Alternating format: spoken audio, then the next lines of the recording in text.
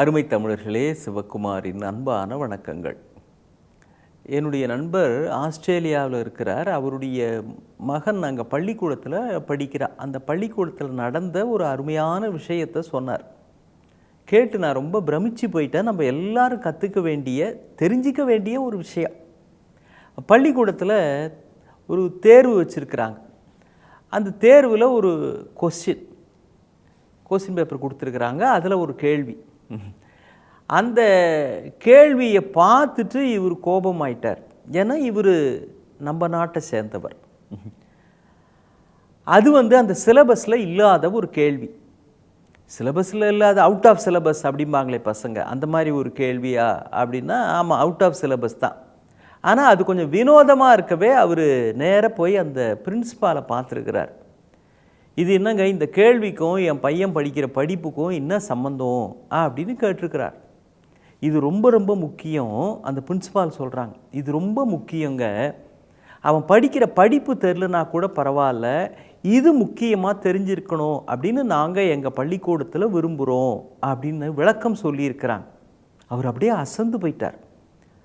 நீ கேட்கலாம், அது என்ன பெரிய கேள்வி, இது தெரிஞ்சுக்கணும்னு நாங்கள் நினைக்கிறோம், படிப்பே இல்லைனாலும் பரவாயில்ல, இது தெரியணுன்ட்டிங்களா?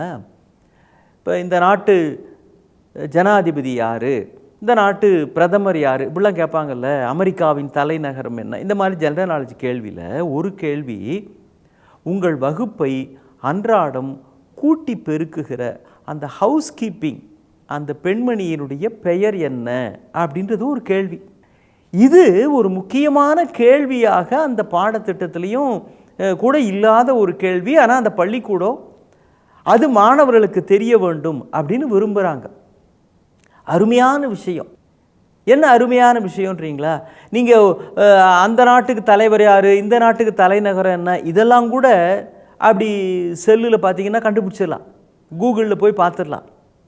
ஆனால் உங்கள் வகுப்பில் தினம் நீங்கள் உட்கார்ற அந்த அறை சுத்தமாக அழகாக தூசு தும்பு இல்லாமல் பெருக்கிட்டு நீங்கள் உட்காரத்துக்கு ஒரு நல்ல சுகாதாரமான சூழ்நிலையை ஒருத்தங்க ஏற்படுத்துகிறாங்களே, அவங்க எவ்வளவு முக்கியமானவங்க. அவங்க பேர் கூட தெரியாமல் அப்புறம் நாம் என்ன இந்த உலகத்தில் வாழ்ந்துட்டுருக்குறோம் இல்லை? நம்முடைய வாழ்க்கையில் நாம் நல்லபடியாக வாழ்வதற்கு அன்றாடம் யாரெல்லாம் நமக்கு துணை இருக்கிறார்களோ அவர்களை தெரிந்து கொள்வது அடிப்படையான விஷயம். எங்கேயோ இருக்கிற யாரோ ஒரு தலைவரை பற்றி தெரிஞ்சுக்கிறதெல்லாம் கூட ரெண்டாம் பட்சம்தான். சில அலுவலகத்தில் மேனேஜர் வரலன்னா கூட ஒன்றும் பெரிய பாதிப்பு இருக்காது. ஒரு 2 நாள் வரல அப்படின்னா அது அசிஸ்டன்ட் மேனேஜர் பார்த்துக்கிறாரு. என்ன கெட்டு போகுது, அவர் ஃபோனில் அவர்கிட்ட கேட்டுக்கிறாரு, இன்ஸ்ட்ரக்ஷன்ஸ் கேட்டு அதை அப்படியே எக்ஸிக்யூட் பண்ணுறாரு. அதனால் என்ன ஆகிடப்போகுது, அதுவும் சில மேனேஜர் வரலன்னா ஒரு 2 நாள் அந்த ஆஃபீஸே சந்தோஷமாக வேலை செய்யும். அப்பா நிம்மதிரான்னு சில பேர் பட்டாசுலாம் வச்சு கொண்டாடுவாங்க, கேக் வெட்டி கொண்டாடுறவங்களாம் இருக்கிறாங்க. அந்த மேனேஜர் அப்படிப்பட்டவர். ஆனால் அதையே இப்படி நினச்சி பாருங்கள், அந்த அலுவலகத்துக்குன்னு இருக்கிற அந்த ஹவுஸ் கீப்பிங் இன்சார்ஜு, அந்த கூட்டி பெருக்கிற ஆயாமா, அப்புறம் வாஷ்ரூம்னு சொல்கிறோமே அந்த கழிவிடங்கள், அதை சுத்தம் பண்ணுற ஆயாமா வரலன்னா என்ன ஆகும்? 2 நாள் உள்ளே வர முடியாது. அப்போ மேனேஜரை விட நாம் அந்த இடத்துல நல்லபடியாக உட்காந்து நம்ம வேலையை பார்க்குறதுக்கு அந்த ஆயாமாக்கள் காரணம், கடைநிலை ஊழியர்கள் காரணம். சொல்லப்போனால் நமக்கு மேலே இருப்பவர்கள் எவ்வளவு தூரம் மரியாதைக்கு உரியவர்களோ அந்த அளவிற்கு கீழே இருக்கிறவர்களும் மரியாதைக்கு உரியவர்கள், மதிப்புக்கு உரியவர்கள். ஆனால் நம்மள எவ்வளோ பேர் சார் அதை நினைக்கிறோம்? எனக்கு தெரிஞ்சு பல அலுவலகங்களில் அவங்கெல்லாம் ஒரு பொருட்டே கிடையாது. இதை விட முக்கியமான விஷயம் என்னென்னா, உங்களுக்கு ஒரு சின்ன பிரச்சனைன்னு வைங்களேன், நீங்கள் உட்கார்ற சேர் சரியில்லை, அது அப்படியே கடக்குன்னு ஆடிக்கிட்டே இருக்குது. ஏங்க அவங்களுக்கு ஃபோன் பண்ணி சொல்லுங்கள், அந்த ஸ்டோர்ஸில் இன்சார்ஜாக இருக்கிறவர் இல்லைன்னா அங்கே கார்பெண்டர் அவங்ககிட்ட சொல்லுங்கள், தோ வரேன் சார் அப்படின்ட்டு அவர் உடனே உங்கள் சேரை ரிப்பேர் பண்ணி கொடுப்பார்.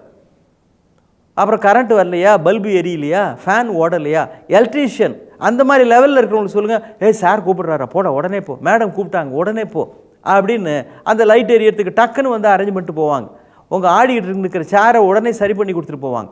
அது மட்டும் இல்லை, மறுநாள் பார்க்குறப்போ, சார் சேர் இப்போ எப்படி இருக்குது, நல்லா இருக்குதா, கரெக்டாக இருக்குதா, எதாக இருந்தால் சொல்லுங்கள் சார் அப்படின்னு உங்களுக்குன்னு ஒரு சிறப்பான கவனிப்பு கொடுப்பாங்க.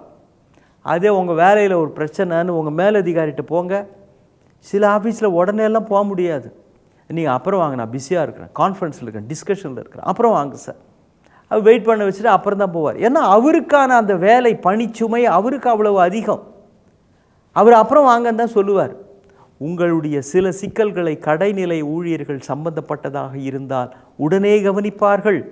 ஆனால் முக்கியமான சிக்கல்களாக இருந்தாலும் மேலே இருக்கிறவர்கள் உடனே கவனிப்பார்கள் என்று எதிர்பார்க்க முடியாது. அவர்களுக்கான பணிச்சுமை அப்படிப்பட்டது. அவர்கள் உடனே கவனிக்க வேண்டிய கூடுதல் முக்கியத்துவம் வாய்ந்த விஷயங்கள் ஏராளமானதாக இருக்கலாம்.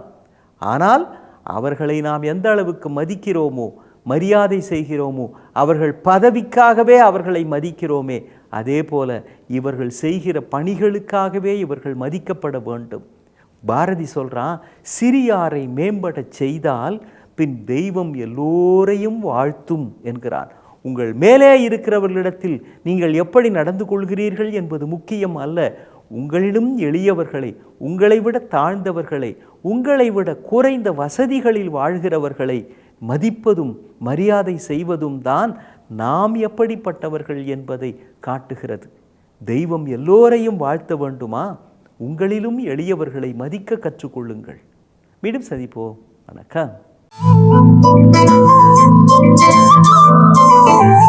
இன்னும் பல வீடியோக்களை காண சன் லைஃப் சேனலை சப்ஸ்கிரைப் பண்ணுங்க.